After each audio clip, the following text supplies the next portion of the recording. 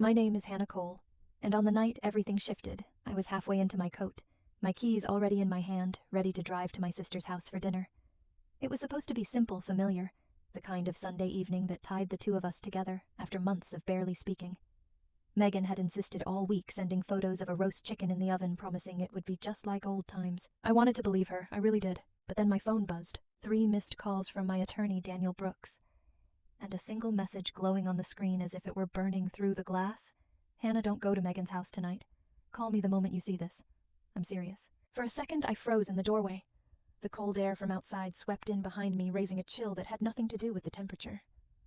Daniel wasn't the type to panic. If he said something was wrong, something was wrong. I called him back immediately, my fingers trembling more than I wanted to admit. He picked up before the first ring even finished. "Where are you?" he asked, his voice clipped direct. "By the door," I said. "I was just leaving." "Lock it. Right now." He waited, listening for the click. "Good. I'm driving to you. There's something you need to see. And it's about your sister." My heart thudded against my ribs. Megan and I had grown apart. Sure, but this tone, this urgency, felt like stepping toward the edge of something I hadn't realized was broken. "Daniel," I whispered, "what's going on?" He hesitated, and that scared me more than anything. "Hannah, whatever you thought tonight was going to be, it isn't.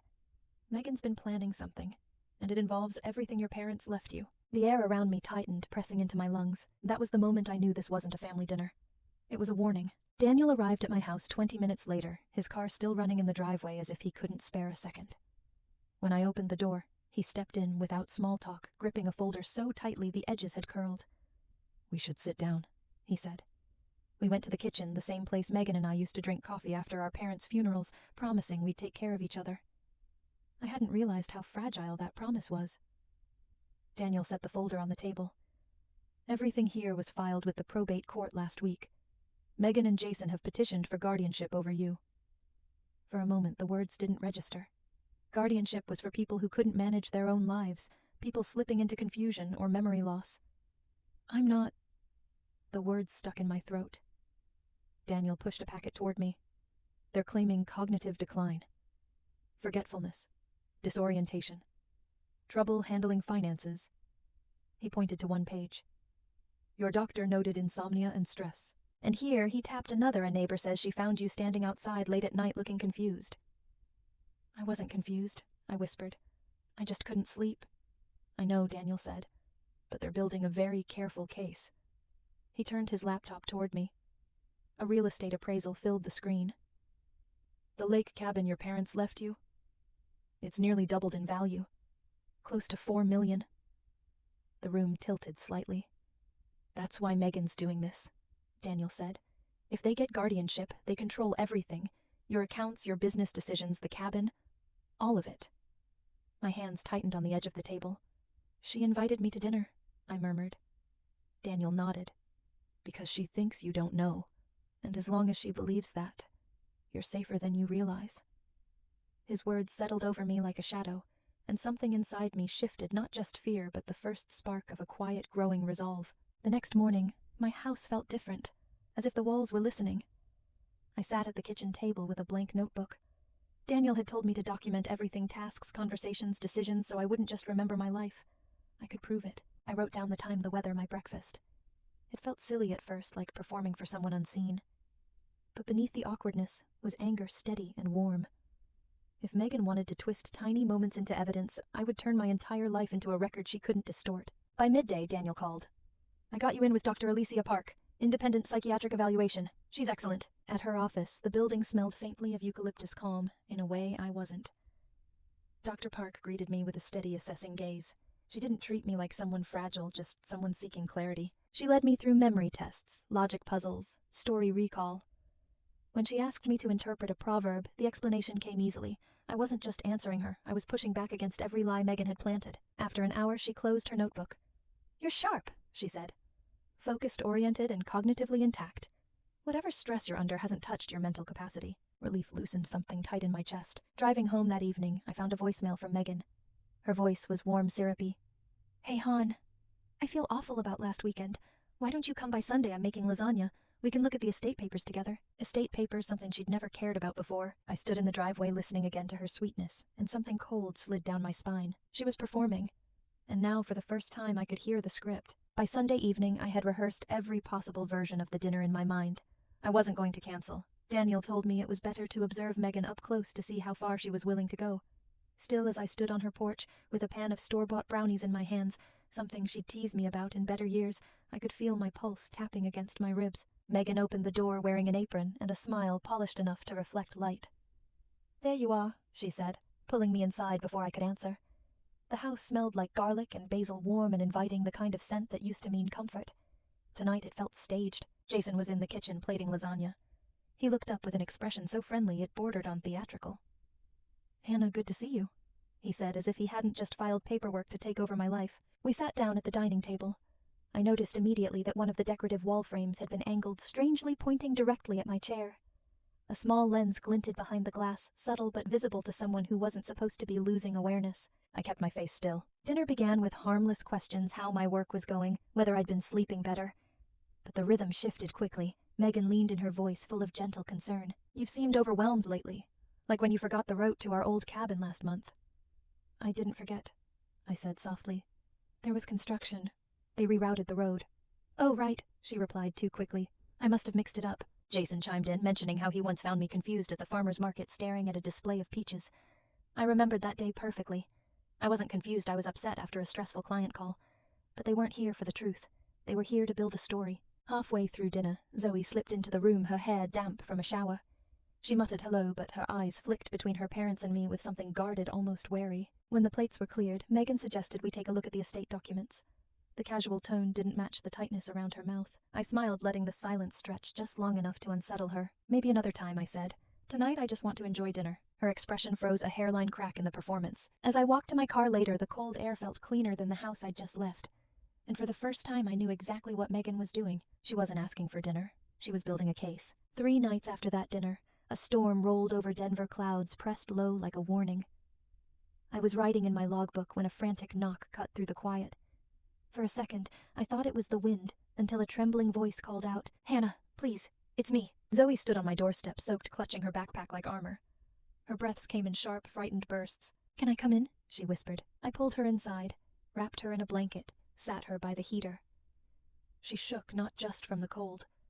For a long moment she stared at her hands, twisting the blanket's edge. "Zoe, what happened?" I asked. Her eyes brimmed with tears.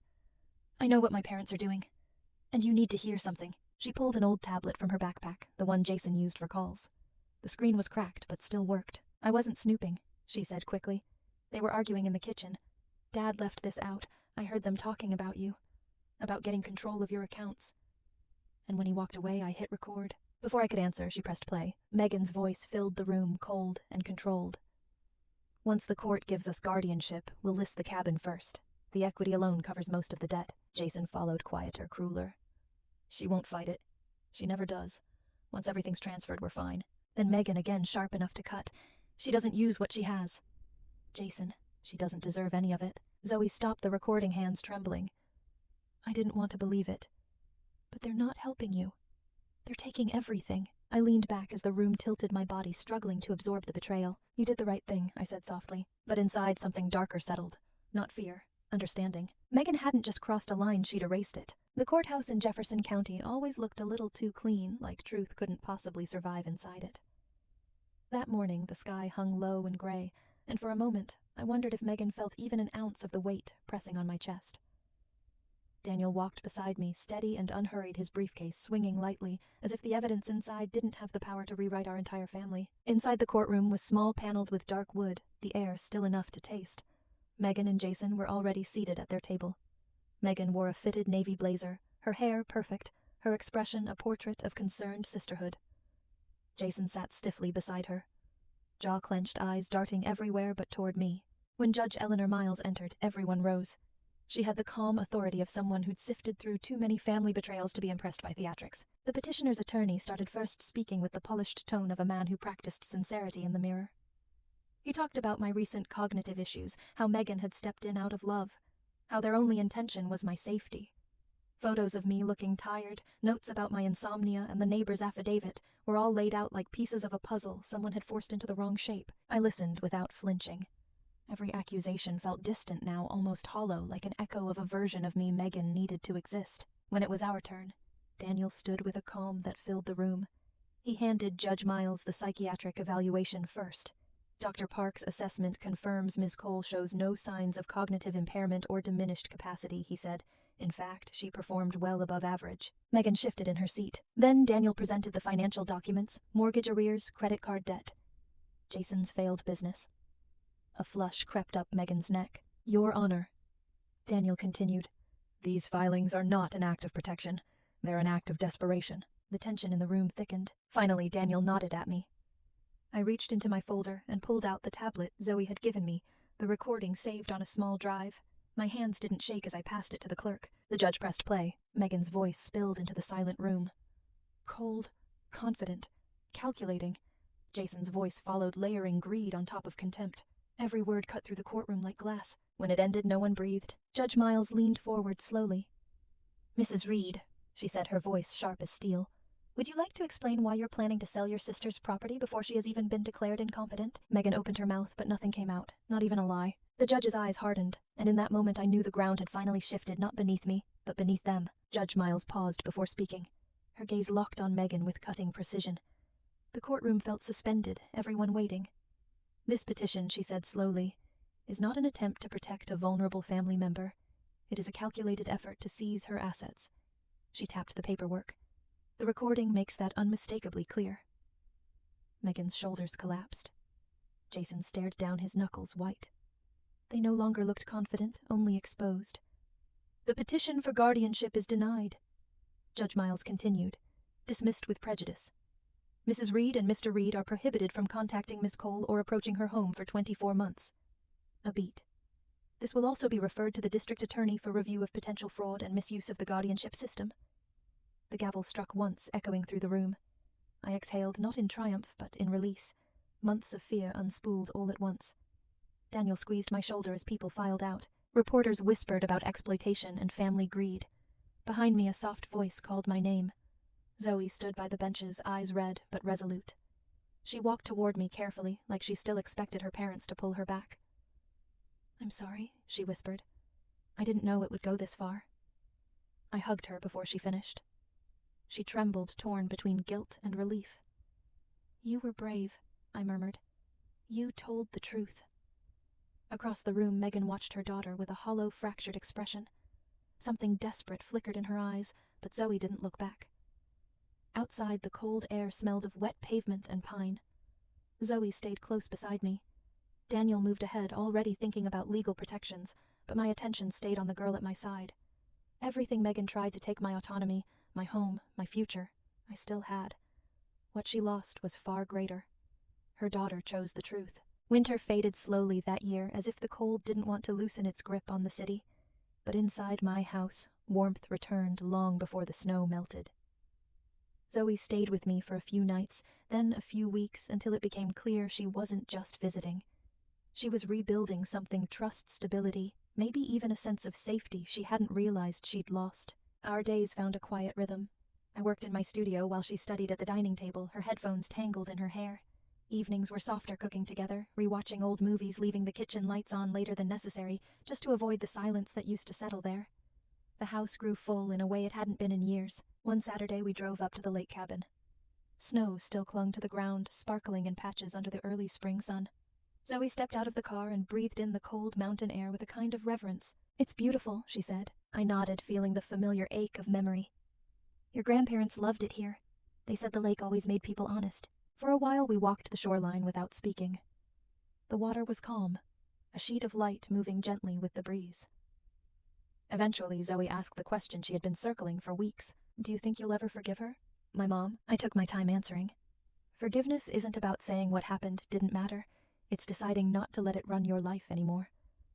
I let the words sink in before I added, but forgiveness doesn't mean letting someone back in.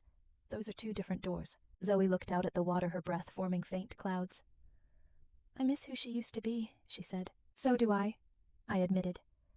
But sometimes the person we remember is just a version we held on to because it hurt too much to let go. When the sun dipped behind the ridge, the lake glimmered in a pale gold that felt like a promise. Not of forgetting, but of moving forward. Megan had tried to take my home, my name, my choices. In the end, what she lost was the only thing she couldn't rebuild. And what I gained, quiet strength, clarity, and the family I chose was something she could never take from me.